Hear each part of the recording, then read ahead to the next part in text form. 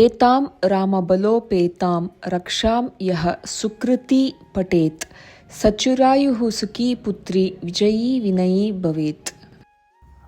ॐ नमो भगवते रामचन्द्राय।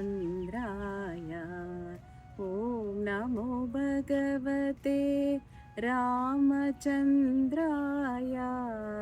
ॐ नमो भगवते ರಾಮಚಂದ್ರಾಯ.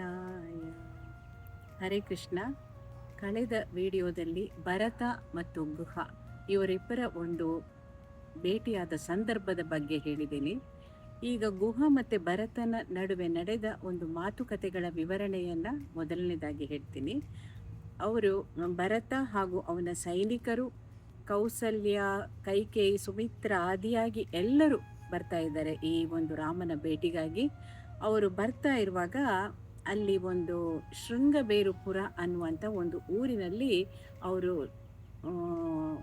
ದಾಟಲಿಕ್ಕೆ ನದಿ ಇರುತ್ತೆ. ಗಂಗಾ ನದಿ ತುಂಬ ವಿಶಾಲವಾಗಿ ಹರಿತಾ ಇರುತ್ತೆ. ಈಗ ಅವರು ಗಂಗಾ ನದಿಯನ್ನು ದಾಟಿ ಹೋಗಬೇಕಾಗಿದೆ.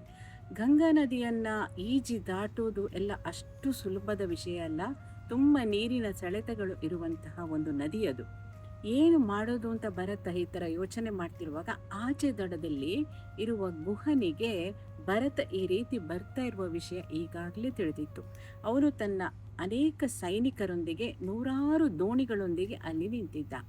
ಅವನಿಗೆ ವಿಷಯವನ್ನು ಸ್ಪಷ್ಟಪಡಿಸಿಕೊಂಡು ಆಮೇಲೆ ದೋಣಿಗಳ ವ್ಯವಸ್ಥೆ ಮಾಡೋಣ ಅಂತ ಅವನ ಉದ್ದೇಶ.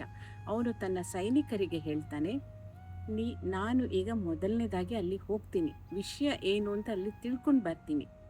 ನಾನು ಸೂಚನೆ ಕೊಟ್ಟಿದ್ದು ಸರಿಯಾಗಿದ್ದರೆ ನೀವು ದೋಣಿಗಳನ್ನ ಸಮೇತವಾಗಿ ಅಲ್ಲಿಗೆ ಬನ್ನಿ.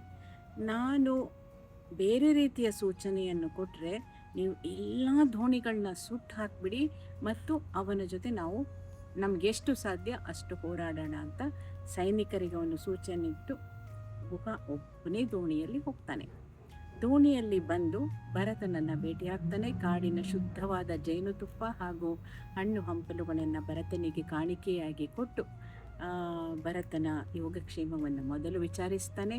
ಆಮೇಲೆ ಹೇಳ್ತಾನೆ, ರಾಮಚಂದ್ರ ಇಲ್ಲಿ ಬಂದಿದ್ದು, ತಂಗಿದ್ದು, ಹೋಗಿದ್ದರ ಬಗ್ಗೆ ಎಲ್ಲ ಗುಹ ಹೇಳ್ತಾನೆ. ಹಾಗೆ ಭರತನಿಗೆ ಕೇಳ್ತಾನೆ, ನೀನೀಗ ಇಲ್ಲಿ ಬಂದ ಉದ್ದೇಶ ರಾಮನನ್ನು ನಾಶ ಮಾಡಬೇಕು ಅಂತ ತಾನೇ ಅಂತ ಕೇಳ್ತಾನೆ. ಇದು ಭರತನಿಗೆ ಬಹಳ ದೊಡ್ಡ ಆಘಾತ ಆಗತ್ತೆ.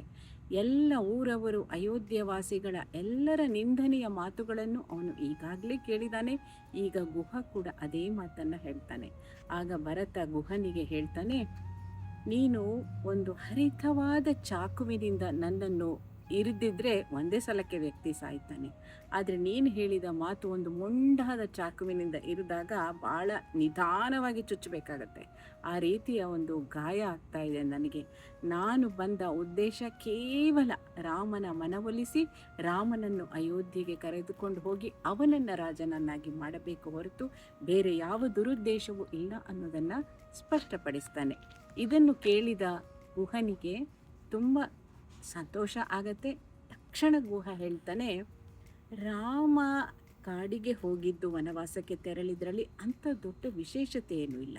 ಯಾಕಂದರೆ ದಶರಥ ಮಹಾರಾಜ ಅವನಿಗೆ ಕೊಟ್ಟ ಆಜ್ಞೆ, ಕೈಕೇಯಿ ಮಹಾರಾಣಿ ಅವನಿಗೆ ಕೊಟ್ಟ ಆಜ್ಞೆ, ಅದನ್ನು ಅವನು ಪಾಲಿಸಲಿಕ್ಕೋಸ್ಕರ ವನವಾಸಕ್ಕೆ ತೆರಳಿದ್ದಾನೆ. ಆದರೆ ನಿನಗೆ ಸಿಕ್ಕಿದ ರಾಜ್ಯವನ್ನು ಬಿಟ್ಟು ನೀನು ಅದನ್ನು ಹೇಗಾದರೂ ಅಣ್ಣನಿಗೆ ಕರೆದುಕೊಂಡು ಬಂದು ಅವನನ್ನು ರಾಜನನ್ನಾಗಿ ಮಾಡಬೇಕು ಅಂತ ಹೊರಟಿದೆಯಲ್ಲ, ನಿನ್ನದು ಬಹಳ ದೊಡ್ಡ ಒಂದು ವಿಷಯ ಅಂತ ಹೇಳ್ತಾನೆ. ಹೊಗಳಿಕೆಯ ಮಾತು. ಒಂದೇ ಒಂದು ಕ್ಷಣ, 2 ಕ್ಷಣಗಳಲ್ಲಿ ಒಂದು ಹೊಗಳಿಕೆಯ ಮಾತು, ಒಂದು ಹರಿತವಾದ ಮಾತುಗಳನ್ನು ಭರತ ಕೇಳಿಸ್ಕೊಳ್ತಾನಲ್ವ. ಇದು ಯಾವಾಗಲೂ ನಮ್ಮ ಜೀವನದಲ್ಲಿ ಕೂಡ ಹಾಗೆ. ಯಾರಾದರೂ ನಮ್ಮನ್ನು ಹೀಗಳಿಕೆಯ ಮಾತು ಹೇಳಿದಾಗ ನಾವು ಕುಗ್ಗಿ ಹೋಗಿ ಬಿಡ್ತೀವಿ. ಅದೇ ಹೊಗಳಿಕೆಯ ಮಾತು ಯಾರಾದರೂ ಹೇಳಿದರೆ ನಾವು ಒಂಥರ ತೇಲ್ದಷ್ಟು ಮೇಲೆ ಹೋಗ್ತೀವಲ್ವ. ಇದು ಭರತ ಆ ರೀತಿ ಆಗಲಿಲ್ಲ. ಭರತ ಒಂದೇ ಸ್ಥಿಮಿತದಲ್ಲಿರ್ತಾನೆ. ಇವನ ಹೊಗಳಿಕೆಯಿಂದ ಅವನೇನು ಉಬ್ಬಿ ಹೋಗಿಲ್ಲ. ಇದು ಒಂಥರ ಎಲ್ಲವನ್ನ ಜ್ಞಾನವನ್ನು ತಿಳಿದುಕೊಂಡಂಥ ಸಂತರ ಲಕ್ಷಣ. ಒಂದು ಸಲ ಗೌತಮ ಬುದ್ಧನಿಗೆ ಯಾರೋ ಒಬ್ಬ ವ್ಯಕ್ತಿ ಬಂದು, ನೀನು ಅಂಥವನು ಇಂಥವನು, ಸುಮ್ಮನೆ ಈ ಥರದ್ದೆಲ್ಲ ನಾಟಕ ಮಾಡ್ತೀಯ ಅಂತಂದ್ಬಿಟ್ಟು ಗೌತಮ ಬುದ್ಧನ ಮುಖಕ್ಕೆ ಉಗುಳ್ತಾನಂತೆ. ಆಗ ಬುದ್ಧ ಹೇಳ್ತಾನಂತೆ, ನಿಂದೆಲ್ಲ ಮುಗ್ದಿದ್ರೆ ನಾನು ಎದ್ದು ಹೋಗ್ಬೋದಾ ಅಂತ ಕೇಳ್ತಾನೆ. ಇದು ನಿರೀಕ್ಷಿಸಿರಲಿಲ್ಲ, ಇಷ್ಟು ಶಾಂತವಾದ ಮಾತು. ಆ ದಿನ ಆ ಉಗುಳಿದ ವ್ಯಕ್ತಿಗೆ ರಾತ್ರಿಡೀ ನಿದ್ದೆ ಬಂದಿಲ್ಲಂತೆ. ನಾನು ಏನು ತಪ್ಪು ಮಾಡಿದ್ದೆ, ಅಂಥ ಒಂದು ವ್ಯಕ್ತಿಗೆ ನಾನು ಇಷ್ಟು ಕೆಟ್ಟದಾಗಿ ವರ್ತಿಸ್ಬಿಟ್ಟೆ ಅಲ್ಲ, ನಾನು ಬೆಳಿಗ್ಗೆ ಹೋಗಿ ಕ್ಷಮಾಪಣೆ ಕೇಳಬೇಕು ಅಂತ ಆ ವ್ಯಕ್ತಿ ಬಂದು, ಇಲ್ಲ ನಂದು ನೆನ್ನೆ ತಪ್ಪಾಯಿತು, ನೀವು ಅಂಥವ್ರು ಇಂಥವ್ರು, ನೀವು ಜ್ಞಾನಿಗಳು, ನೀವು ಅದು ತಿಳ್ಕೊಂಡವರು ಇದು ತಿಳ್ಕೊಂಡಂತ ತುಂಬ ಹೊಗಳ್ತಾನೆ. ಅವರ ಕಾಲತ್ರ ಹೂವೆಲ್ಲ ಇಡ್ತಾನೆ ಬುದ್ಧನಿಗೆ. ಬುದ್ಧ ಹೇಳ್ತಾನೆ, ನಿಂದು ಮಾತು ಮುಗ್ದಿದ್ರೆ ನಾನು ಎದ್ದು ಹೋಗ್ಬೋದಾ ಅಂತ ಕೇಳ್ತಾನೆ. ಹೀಗೆ ಆಗ ನೆನ್ನೆ ಅವನ ಮುಖಕ್ಕೆ ಉಗುಳಿದಾಗಲೂ ಅವನ್ನ ಹೊಗಳಿದಾಗಲೂ ಬುದ್ಧ ಅದೇ ಸಮಚಿತ್ತದಲ್ಲಿ ಇದ್ದ. ಇದು ಯಾವಾಗಲೂ ಸಂತರ ಲಕ್ಷಣ ಅಂತ ಹೇಳ್ತಾರೆ. ಆಮೇಲೆ ಗುಹ ಹೇಳ್ತಾನೆ, ನಾನು ಎಲ್ಲ ದೋಣಿಗಳ ವ್ಯವಸ್ಥೆಯನ್ನು ನಿಮಗೆ ಮಾಡ್ತೀನಿ, ಇವತ್ತು ಮಾತ್ರ ತುಂಬ ತಡರಾತ್ರಿ ಆಗಿದೆ ಅಲ್ಲ, ನಾಳೆ ಬೆಳಿಗ್ಗೆ ಇಲ್ಲಿಂದ ಹೊರಡೋಣ ಅಂತ ಅವನನ್ನು ಕರೆದುಕೊಂಡು ಒಂದು ಜಾಗವನ್ನು ತೋರಿಸ್ತಾನೆ. ಅಲ್ಲಿ ಹುಲ್ಲಿನ ಒಂದು ಚಾಪೆ ಥರ ಹುಲ್ಲನ್ನು ಸ್ವಲ್ಪ ಎತ್ತರಕ್ಕೆ ಮಾಡಿ ಇಟ್ಟಿರ್ತಾರೆ. ನೋಡು, ಇಲ್ಲೇ ರಾಮ ಮತ್ತು ಸೀತೆ ಮಲಗಿದ ಜಾಗ ಅಂತ ಹೇಳ್ತಾನೆ. ಅದನ್ನು ನೋಡಿ ಭರತನಿಗೆ ದೊಡ್ಡ ಆಘಾತ ಆಗ್ಬಿಡತ್ತೆ. ಅವನು ಅಲ್ಲಿ ಮಂಡಿಯೂರಿ ಕುಳಿತುಬಿಟ್ಟು ಜೋರಾಗಿ ದುಃಖಿಸ್ತಾ ಇರ್ತಾನೆ. ಏಕೆಂದರೆ ರಾಮಚಂದ್ರ ಹಾಗೂ ಸೀತೆ ಅವರೆಲ್ಲ ಒಂದು ಸಾಬೂನಿನ ನೊರೆಯಷ್ಟು ಮೃದುವಾದ ಹಾಸಿಗೆ ಮೇಲೆ ಮಲಗ್ತಿದ್ದವರು. ಒಂದು ನೊರೆ ಹೇಗಿರುತ್ತಲ್ವ, ಆ ಥರ ಅಂಥ ಹಾಸಿಗೆಯಲ್ಲಿ ಮಲಗ್ತಿದ್ದವರು ಇಂಥ ಒಂದು ಗಟ್ಟಿಯಾದ ಜಾಗದಲ್ಲಿ ಹೇಗೆ ಮಲಗಿದ್ರು ಅಂತ ಭರತ ತುಂಬ ದುಃಖಿಸ್ತಾನೆ. ಆಗ ಅವನ ಸುತ್ತು ಸೈನಿಕರು, ಕೌಸಲ್ಯ, ಸುಮಿತ್ರ ಇವರೆಲ್ಲರೂ ಸೇರ್ತಾರೆ. ಆಗ ಅದೇ ಕ್ಷಣದಲ್ಲಿ ಭರತ ಒಂದು ಪ್ರತಿಜ್ಞೆಯನ್ನು ಮಾಡ್ತಾನೆ. ಯಾವಾಗ ರಾಮಚಂದ್ರ ಅಯೋಧ್ಯೆಗೆ ಮತ್ತೆ ಮರಳಿ ಅವನು ರಾಜನಾಗುವುದಿಲ್ಲವೋ ಅಲ್ಲಿಯವರೆಗೂ ನಾನು ಅರಮನೆಯ ಒಂದು ಸುಪ್ಪತ್ತಿಗೆಯ ಮೇಲೆ ಮಲಗುವುದಿಲ್ಲ, ನಾನು ಕೇವಲ ನೆಲದಲ್ಲಿ ಮಲಗ್ತೀನಿ ಅಂತ ಹೇಳುವ ಒಂದು ಪ್ರತಿಜ್ಞೆ. ಇನ್ನು ಎರಡನೆಯದಾಗಿ, ರಾಮಚಂದ್ರ ಯಾವಾಗ ಅಯೋಧ್ಯೆಗೆ ಬಂದು ಅರಮನೆಯ ರಾಜ ಊಟ ಮಾಡುವಂಥ ಊಟವನ್ನು ಅವನು ಯಾವಾಗ ಊಟ ಮಾಡೋದಿಲ್ವೋ ಅಲ್ಲಿಯ ತನಕ ನಾನು ಕೇವಲ ಒಂದು ಗಂಜಿಯನ್ನು, ಅದು ಗೋಮೂತ್ರದಲ್ಲಿ ನೆನೆಸಿ ನಾನು ಸೇವಿಸ್ತೀನಿ, ರಾಮಚಂದ್ರ ಬರುವ ತನಕನು. ಅದು ಒಂದೇ.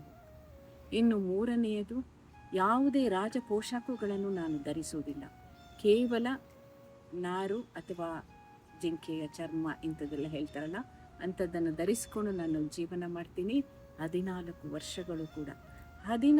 ವರ್ಷಗಳು ಕೂಡ ರಾಮಚಂದ್ರ ಅಯೋಧ್ಯೆಗೆ ಬರದೇ ಇದ್ದರೆ ನಾನು ಅಯೋಧ್ಯೆಯನ್ನೇ ಪ್ರವೇಶಿಸುವುದಿಲ್ಲ ಅಂತ ಇಷ್ಟು ಒಂದು ಘೋರವಾದ ಪ್ರತಿಜ್ಞೆಯನ್ನು ಅವನು ತನ್ನ ರಾಜ ಪರಿವಾರದ ಎದುರಿಗೆ, ಅಷ್ಟು ಜನ ಸೈನಿಕರ ಎದುರಿಗೆ ತೆಗೆದುಕೊಳ್ತಾನೆ. ಕೈಕೇಯಿ ಇದನ್ನು ಕೇಳಿ ಪ್ರಜ್ಞೆ ತಪ್ಪಿ ಬಿದ್ದುಬಿಡ್ತಾಳೆ. ಇಷ್ಟು ಘೋರವಾದ ಒಂದು ನಿರ್ಧಾರಗಳನ್ನು ಭರತ ಅವತ್ತು ತೆಗೆದುಕೊಳ್ತಾನೆ.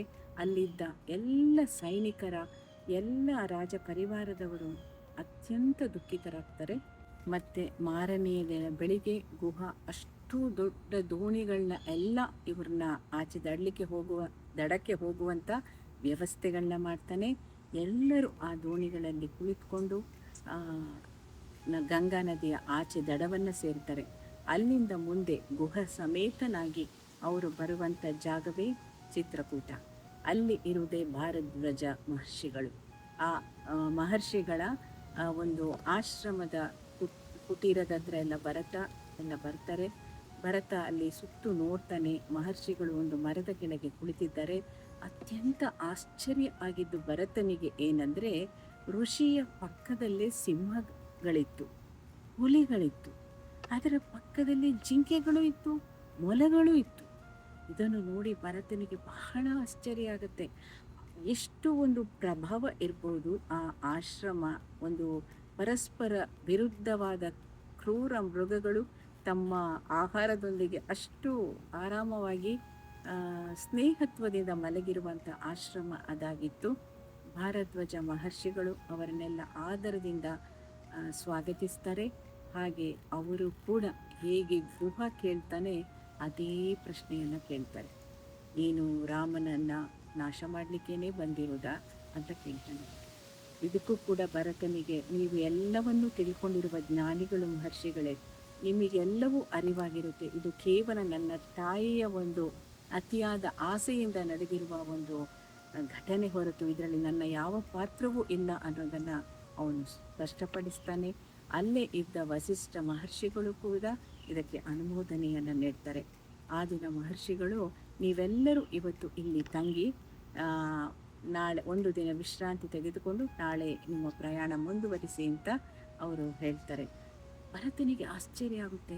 ಇಷ್ಟು ಜನ ರಾಜಪರಿವಾರದವರಿಗೆ, ಸೈನಿಕರಿಗೆ ಈ ಮಹರ್ಷಿಗಳು ಹೇಗೆ ತಾನೇ ಆತಿಥ್ಯವನ್ನು ನೀಡಬಲ್ಲರು ಅಲ್ವಾ? ಅದೇನು ಒಂದು ಸಣ್ಣ ಆಶ್ರಮ, 3-4 ಗುಡಿಸಲಿನ ಇರುವ ಋಷಿಗಳೆಲ್ಲ ಇರುವಂಥ ಗುಡಿಸಲುಗಳು, ಅದು ಹೇಗೆ ಇಷ್ಟು ಜನರಿಗೂ ಆತಿಥ್ಯವನ್ನು ಕೊಡಲಿಕ್ಕೆ ಸಾಧ್ಯ ಅಂತ ಭರತ ಯೋಚನೆ ಮಾಡ್ತಾ ಇರ್ತಾನೆ. ಆಗ, ಇಲ್ಲ ನೀವು ಆ ಥರ ತೊಂದರೆ ತೆಗೆದುಕೊಳ್ಬೇಡಿ, ನಾವು ಹೋಗ್ತೀವಿ ಮುಂದಕ್ಕೆ ಅಂದರು. ಅವರು ಮಹರ್ಷಿಗಳು ಕೇಳೋದಿಲ್ಲ, ನೀನೇನು ಯೋಚನೆ ಮಾಡಬೇಡ, ಎಲ್ಲ ಸೂಕ್ತ ವ್ಯವಸ್ಥೆಗಳು ಆಗುತ್ತೆ ಅಂತ ಮಹರ್ಷಿಗಳು ಹೇಳ್ತಾರೆ. ಅದು ನೀವೆಲ್ಲ ಸ್ನಾನ ಮಾಡ್ಕೊಂಡು ಬನ್ನಿ ಅಂತ ಎಲ್ಲರೂ ಸ್ನಾನ ಮಾಡಿ ಬರೋದರ ಒಳಗಡೆ ಆಶ್ರಮದ ಜಾಗವೇ ಬದಲಾಗಿ ಹೋಗಿರುತ್ತೆ. ಅತ್ಯಂತ ವೈಭವವಾದ ಒಂದು ಅರಮನೆಯಲ್ಲಿ ನಿರ್ಮಾಣವಾಗಿರುತ್ತೆ. ಎಲ್ಲ ಆಹಾರ, ಎಲ್ಲ ಪಂಚಭಕ್ಷ ಪರಮಾನ್ನಗಳು ಸಿದ್ಧತೆಗೊಳ್ತಾ ಇರ್ತದೆ. ಎಲ್ಲ ಆಳುಕಾಳುಗಳು ಓಡಾಡ್ತಿರ್ತಾರೆ. ಸೈನಿಕರಿಗೆ ಯೋಗ್ಯವಾದ ಪಾನೀಯಗಳು, ಮದಿರೆಗಳು ಎಲ್ಲವೂ ಅಲ್ಲಿರುತ್ತೆ. ಸೈನಿಕರಿಗೆ ಎಷ್ಟು ಖುಷಿಯಾಗುತ್ತೆ ಅಂದರೆ, ನಾವು ಅಯೋಧ್ಯೆನೂ ಬೇಡ, ಏನೂ ಬೇಡ, ಇಲ್ಲೇ ಇರಲಿಕ್ಕೂ ರೆಡಿ ಅನ್ನುವ ಮಟ್ಟದಲ್ಲಿ ಅವರು ಆ ಒಂದು ವೈಭೋಗವನ್ನು ಅನುಭವಿಸ್ತಾ ಇರ್ತಾರೆ. ಇದು ಭಾರದ್ವಾಜ ಮಹರ್ಷಿಗಳ ಒಂದು ತಪಸ್ಸಿನ ಶಕ್ತಿ ಅಂತ ಹೇಳ್ಬೋದು. ಎಲ್ಲರೂ ಆ ಒಂದು ರಾತ್ರಿ ಅಲ್ಲಿ ವಿಶ್ರಮಿಸಿ ಮಾರನೆಯ ದಿನ ಅಲ್ಲಿಂದ ಪ್ರಯಾಣವನ್ನು ಮುಂದುವರಿಸ್ತಾರೆ.